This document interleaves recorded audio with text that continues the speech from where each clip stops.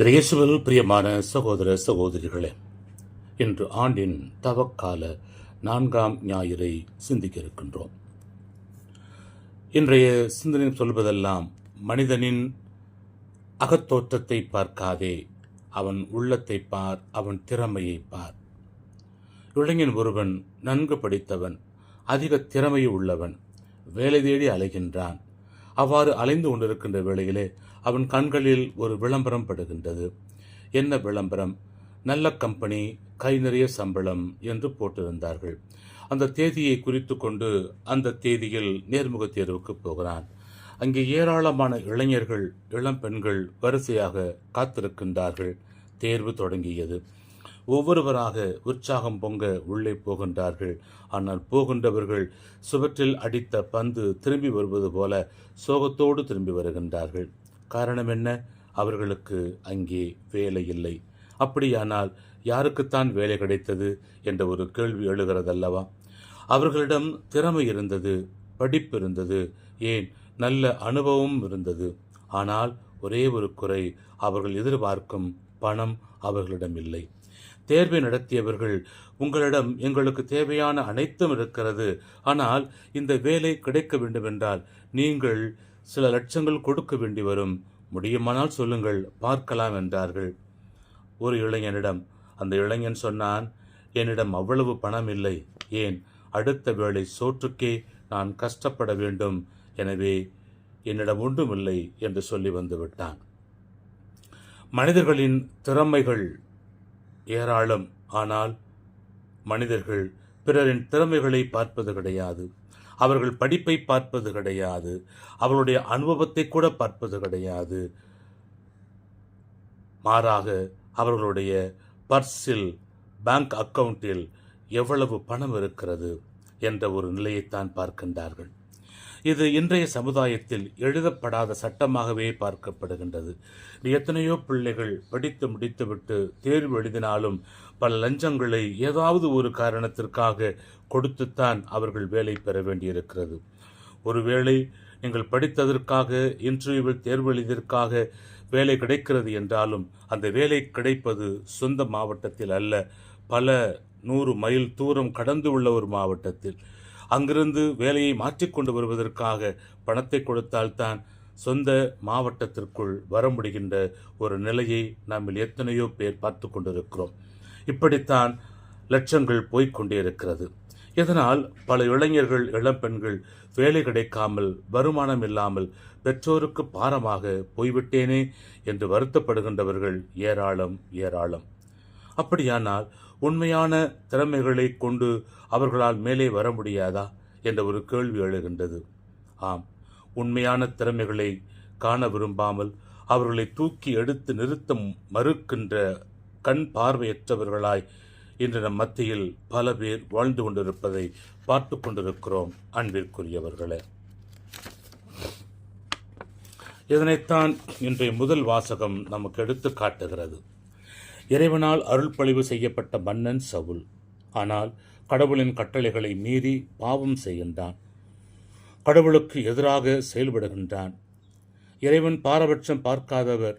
தன்னால் அபிஷேகம் செய்யப்பட்டவர்கள் உண்மையாக, நேர்மையாக வாழ வேண்டும் என்று கடவுள் எதிர்பார்க்கின்றார். அது தவறல்லவே. ஆனால் மன்னன் சவுல் வழி மீறி செயல்படுவதால் அவனை பதவியிலிருந்து தூக்கி எறிய விரும்புகின்றார் கடவுள். தூக்கி எறிகின்றார். அடுத்த அரசனை நீ போய் தேர்ந்தெடு என்று ஆண்டவர் இறைவாக்கினர் சாமுவேலை பார்த்து கூறுகின்றார். எங்கே போக வேண்டும், யார் வீட்டுக்கு போக வேண்டும் என்ற விவரங்களை கூட கடவுள் கூறுவதை நாம் பார்க்கலாம். நீ ஈசாயின் வீட்டுக்கு போய் அவன் பிள்ளைகளில் ஒருவனை நீ அரசனாக தேர்ந்தெடுத்து அபிஷேகம் செய் என்று அனுப்பி வைக்கின்றார். ஒரு புறத்தில் பயம், சவுலுக்கு தெரிந்தால் என்னை கொன்று விடுவானே என்ற ஒரு அச்சம். ஆனால் மறுபுறமோ ஆண்டவரின் வார்த்தை. என்ன செய்வது? ஆண்டவருடைய வார்த்தையா, சவுலுக்கு பயமா என்ற ஒரு கேள்வி வருகின்ற பொழுது ஆண்டவருடைய வார்த்தைக்கே பயப்பட வேண்டும் என்று துணிந்தவராய் ஈசாயின் வீட்டுக்கு வந்து அங்கே தேர்வு நடத்துவதை பார்க்கலாம். இஸ்ராயலின் தலைவராக தேர்ந்தெடுக்கும் பணியை தொடங்குகின்றார். அங்கே ஒவ்வொரு மகனாக வரச்சொல் என்று கூறுகின்றார். முதல் மகன் வருகின்றான். அவன் பார்ப்பதற்கு ஒரு போர் வீரனைப் போல் இருக்கின்றான். உடனே சாமுவேல் நினைத்தான், இறைவன் இவனைத்தான் அரசனாக அருள்பொழிவு செய்ய சொல்லப் போகிறார் என்று நினைத்து அவன் அபிஷேகம் செய்ய எழுந்து நிற்கிறான். அப்போது ஒரு குரல் கேட்கிறது, நான் தேர்ந்து கொண்டது இவனை அல்ல என்று கேட்கிறது. இப்படியாக அங்கிருந்து ஏழு புதல்வர்களையும் தேர்ந்து கொள்ளவில்லை இறைவன். அவ்வளவுதானா உன் பிள்ளைகள் என்று கேட்க, இன்னும் ஒரு சிறுவன் இருக்கின்றான், அவன் பெயர் தாவீது, அவன் ஆடு மாடுகளை மேய்த்து கொண்டிருக்கிறான் என்று சொல்ல, அவரோ உடனே அவனை அழைத்து வர ஏற்பாடு செய் என்று கூறுகின்றார். உடனே தாவீதின் தந்தை தன் மகன்களை விட்டு தாவீதை அழைத்து வரச் சொல்லுகின்றார். அவனோ சிறுவன், அவனோ இளைஞன். அவனை கண்டதும் ஆண்டவர் கூறுகின்றார், இவனையே நாம் தேர்ந்து கொண்டோம், இவனை நீ அபிஷேகம் செய்ய வேண்டும் என்று சொல்ல, தான் கொண்டு வந்த எண்ணெயால் சிறுவன் தாவீதை அபிஷேகம் செய்கின்றார் இறைவாக்கினர் சாமுவேல். இறைவாக்கினர் சாமுவேலின் பார்வை வேறாக இருந்தது, ஆண்டவரின் பார்வை வேறாக இருந்தது என்பதை நாம் பார்க்க வேண்டும். இந்த சாதாரண உலகத்தில் வாழுகின்ற மக்களைப் போல சாமுவேலுடைய பார்வை அகத்தோற்றத்தை வைத்திருந்தது. ஆனால் இறைவனோ உள்தோற்றத்தை பார்க்கின்றார். வெளித்தோட்டத்தில் அவன் திறமைகளை வைத்து அவன் வெளிப்படையாக காட்டுகின்ற உருவத்தை வைத்து அவர் தேர்ந்தெடுக்கின்றார். ஆனால் இறைவனோ உள்ளத்தின் கூர்மையை பார்ப்பதை நாம் பார்க்கலாம். இரண்டாம் வாசகத்தில் பவுலடியார் கூறுகின்றார், இருள் என்றால் என்ன, பகல் என்றால் என்ன, இருளில் என்ன நடக்கும், பகலில் என்ன நடக்கும் என்று கூறி அவர் இவ்வாறு கூறுகின்றார், நீங்கள் ஒளிபெற்ற மக்களாய் வாழுங்கள் என்று அறிவுரை கூறுவதை பார்க்கலாம். இருளை விரும்புகின்றவர்கள், கடவுளின் திட்டத்திற்கு எதிராக வாழுகின்றவர்கள், அவர்களோடு நீங்கள் உறவு கொள்ள வேண்டாம். மாறாக நீங்கள் கடவுளுக்கு உகந்த வாழ்வு வாழ வேண்டும். ஏனெனில் ஒளியே எல்லா நன்மையையும் நீதியையும் உண்மையையும் விளைவிக்கிறது. ஆகவே ஒளிபெற்ற மக்களாய் வாழுங்கள் என்று எபேசு நகர மக்களுக்கு அறிவுரை வழங்குகின்றார் பவுலடியார். உங்கள் நடத்தையை பற்றிய கருத்தாயிருங்கள், ஞானத்தோடு வாழுங்கள் என்று அழைப்பு விடுக்கின்றார். திருமுழுக்கு வாழ்வு என்பது இருளை விட்டு வெளிவந்து ஒளியில் வாழுகின்ற வாழ்வு ஆகும். அப்படியானால் திருமுழுக்கு பெற்ற நாம் ஒவ்வொருவரும் இருளில் சிக்கிவிடாமல், பாவ வாழ்க்கை வாழ்ந்து விடாமல் ஒளியின் மக்களாக வாழ வேண்டும் என அழைப்பு விடுக்கின்றார். இன்றைய நற்செய்தியில் பிறவியிலேயே பார்வையற்றவருக்கு இயேசு பார்வை கொடுக்கின்றார். இவர் பார்வை இழந்தது அல்லது பார்வை இழந்து பிறந்தது யாருடைய குற்றத்தினால், யாருடைய பாவத்தினால் என்ற கேள்வியை இயேசுனுடைய சீடர்கள் கேட்கின்றார்கள். அவருடைய பாவமா அல்லது அவருடைய பெற்றோருடைய பாவமா என்று கேட்டதற்கு இயேசுவின் பதில் என்ன தெரியுமா? யாருடைய பாவமும் காரணமல்ல, மாறாக கடவுளின் செயல் இவர் வழியாக வெளிப்பட வேண்டும் அல்லது வெளிப்படும் பொருட்டே இவர் இப்படி பிறந்தார் என்று கூறுகின்றார். இயேசுவின் பணிக்காலத்தில் இப்படி ஒருவர் பார்வை இல்லாமல் பிறந்து அவர் கையால் இவர் பார்வை பெற வேண்டும் என்று முன்குறித்து வைத்திருக்கின்றார் என்பதுதான் இதன் மூலம் நமக்கு புலனாகிறது. இயேசு செய்த செயல் திருமுழுக்கு சடங்கினை நினைவுபடுத்துகிறது என்கிறார்கள். தண்ணீரில் இறங்கி மூழ்கும் போது பாவத்திற்கு இறந்து வாழ்விற்கு உயிர்ப்பது போல கண் தெரியாமல் இருளில் வாழ்ந்து கொண்டிருந்தவரை சிலோவாம் குளத்தில் போய் கழுவும் என்று சொல்வதிலிருந்து இறங்கும்போது இருள் விலகி பாவம் விலகி எழும்போது கண் பார்வை பெற்றவராக வெளியில் வருகின்றார். அதை பார்த்த பலர் ஆண்டவரை போற்றுகின்றார்கள், நன்றி கூறுகின்றார்கள். யார் உனக்கு சுகம் கொடுத்தது என்று கேட்ட கேள்விக்கு சாதாரண நிலையிலிருந்து கடவுள் என்று சொல்லுகின்ற நம்பிக்கை கொள்கின்ற நிலைக்கு அவர் உயர்த்தப்படுகின்றார். எவ்வாறு சமாரிய பெண் இயேசுவை கொஞ்சம் கொஞ்சமாக அறிந்து இறுதியில் இயேசுவை மெசியா என்று ஏற்றுக்கொண்டாரோ, அதுபோல பார்வை பெற்றவரும் முதலில் இயேசு எனப்படும் மனிதர் என்னை குணப்படுத்தினார் என்கிறார். அவர் குணமாக்கப்பட்டது ஒரு ஓய்வு நாளில். எதனால்? கோபம் கொண்ட பரிசேயர்கள் எப்படி ஓய்வு நாளில் செய்யக்கூடாத ஒரு காரியத்தை செய்ய முடியும் என்று கேட்கிறார்கள். உனக்கு பார்வை கொடுத்தது யார் என்று அவர்கள் கேட்டபோது அவர் ஒரு இறைவாக்கினர் என்கிறார். பார்வை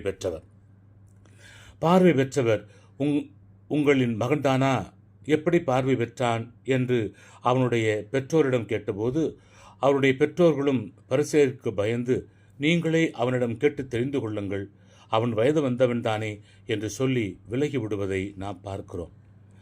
இரண்டாம் முறையாக பார்வை பெற்றவரை கூப்பிட்டு அவரிடம் கேட்டபோது, நீங்களும் அவருடைய சீடராக மாற விரும்புகிறீர்களா என்று கேட்க, இன்னும் அவர் மேல் கோபம் கொள்ளுகின்றார்கள் பரிசேயர்கள். இவர் கடவுளிடமிருந்து வந்தவர் என்கிறார். அதனால் கோபப்பட்ட பரிசேயர்கள் வெளியே தள்ளிவிடுகின்றனர். இதனை அறிந்த இயேசு மீண்டும் அவரிடம் வந்து, மானிட மகன் மீது நம்பிக்கை கொள்ளுகிறீரா என்று கேட்டதும், ஐயா, அவர் யார் என்று சொல்லும், அப்போது அவரிடம் நம்பிக்கை கொள்வேன் என்றவுடன், உன்னுடன் பேசிக்கொண்டிருப்பவரே அவர் என்கிறார் இயேசு. இந்த வார்த்தையை கேட்டதும் கண் பார்வை பெற்றவர் தன் நம்பிக்கையை அறிக்கையிடுவதை, ஆண்டவரில் நம்பிக்கை கொள்வதை நாம் பார்க்கிறோம். சாதாரண மனிதன் என்று சொன்னவர் தனக்கு கிடைத்த ஆசீர்வாதத்தை பெற்ற பிறகு அவரை ஆண்டவர் என்று அறிக்கையிடுகின்றார்.